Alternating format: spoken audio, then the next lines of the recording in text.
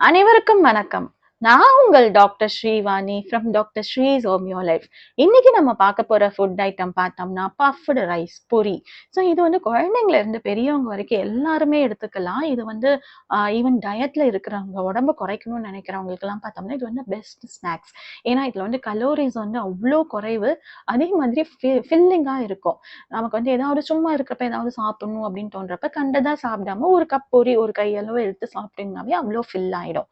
And இதுல வந்து sodium level வந்து ரொம்ப குறைவா இருக்கறனால பிபி பேஷண்ட்ஸ்க்குமே வந்து இது ரொம்ப ரொம்ப நல்லது. அவங்க பிபியுமே இன்ஃபேக்ட் வந்து ரெகுலேட் பண்ணும்.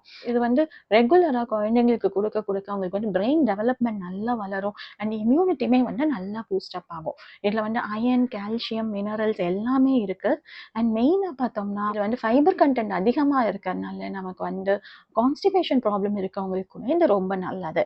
இது வந்து கேஸ்ட்ரிக் டிஸ்டர்பன்ஸோ இல்ல அந்த வயிறு எரிச்சலோ அந்த மாதிரி எதுவுமே கொடுக்காது.